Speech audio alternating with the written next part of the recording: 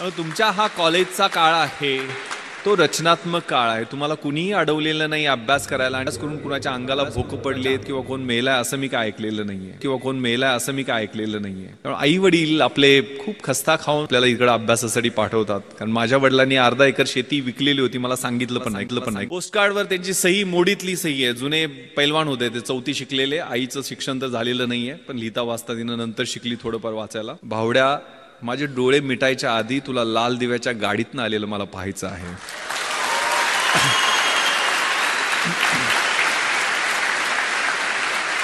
मग आग लागायची, कुठं कशी लागायची माहित नाही, तर किडा पेटायचा. आपल्या त्या निरक्षर असो, अडाणी असो, पैलवान असो, पण माझ्या त्या बापाचं स्वप्न पूर्ण करण्यासाठी मी अभ्यास करणार. आणि मग तिथं कॉम्प्रोमाइज नाही.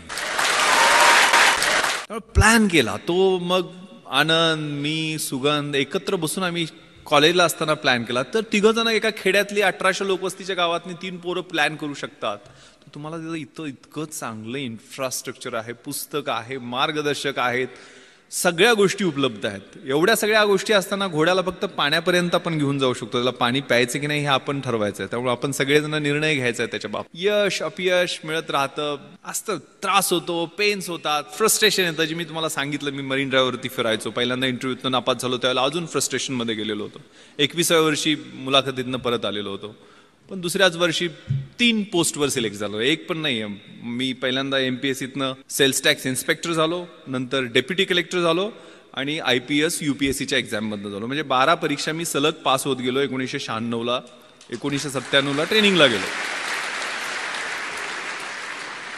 आता 20 वर्ष सर्व्हिसमध्ये होत आहेत. आता 43व्या वर्षी स्पेशल IGP म्हणून काम करतो. त्या कशा पद्धतीनं पास होत गेलो, त्याचं नियोजन कसं होतं, किंवा आमच्या तिघांचं यश एकत्र कसं काय मिळालं. Failing to plan your planning to fail असं म्हटलं जातं. तुम्ही काय करायचं आहे ते आत्ता ठरवा. म्हणजे IAS IPS ह्या पूर्ण मिळून 150 पोस्ट असतात. IAS IPS आणि IFS सगळ्यात मिळून साधारण 900-950 पोस्ट वेगवेगळ्या 26 अलाइड सर्व्हिसेस मधल्या धरल्या तरी असतात.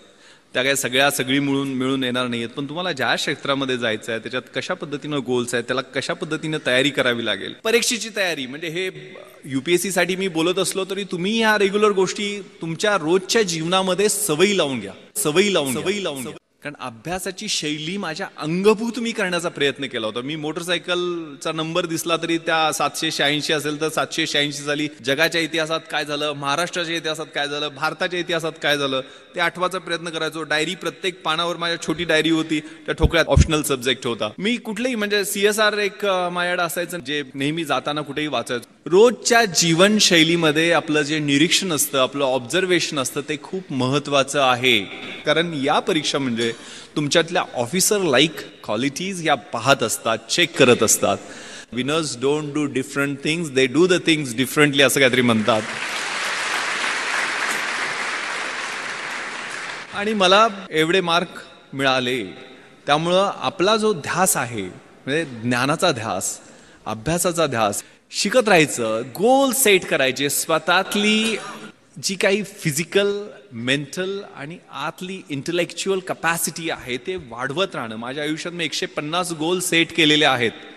माझ्या मुलीनं मला सांगितलं की तुम्ही सगळं, तिला पाहण्याची हौस आहे. म्हणजे ती म्हटली की मला ते जगातल्या गोष्टी दाखवणं, मला पार्लमेंट दाखवा, मला प्रेसिडेंट हाऊस जिथं doctor APJ Abdul Kalam sir बसायचे त्या हाऊसमध्ये घेऊन चला. म्हणून मी दिल्लीला तिला सगळ्या गोष्टी, सगळे फोर्ट तिला दाखवले. जोधपूरला घेऊन गेलो, जैसलमेरला घेऊन गेलो, बॉर्डर दाखवली. माझा बॅचमेट तिथं BSF मध्ये IG असल्यामुळं. आणि म्हणजे तिला मी सर APJ अब्दुल कलाम सरांना भेटायला गेलो त्यावेळेला तिला ऑटोग्राफ देताना तिने विचारलं, येस व्हॉट्स युअर नेम बेटा. ती म्हटली Janhavi. Okay Janhavi, do you want to become IPS officer like your father.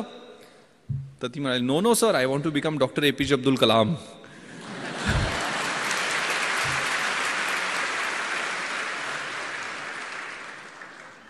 इथं सावित्रीच्या लेखी सगळ्या आहेत. म्हणजे ते मला दंगल सगळ्यांनी पाहिला ना. Yes, that's fighting spirit, that should be there. त्यामुळे कधीही जमिनीवरचे पाय आपले हलू द्यायचे नाहीयेत. परिस्थितीची जाणीव असली पाहिजे आणि मग अभ्यास करायचा. अभ्यास असा करायचा, the heights of great men reached and kept were not attained by sudden flight, but while their companions were slept they were toiling affords in the night. जी उंची मोठी माणसं गाठतात त्यावेळेला त्यांनी कष्ट केलेलं असतं. ते विजन असतं समोर, एक दूरदृष्टी असते आणि त्या दृष्टीनं त्यांनी पाऊल एक एक पाऊल टाकत पुढे गेलेले असतात. स्वतःचं व्यक्तिमत्व स्वतः बदलल्याशिवाय काही होणार नाहीये. जय हिंद.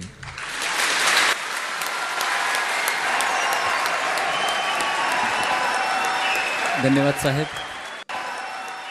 धन्यवाद साहेब.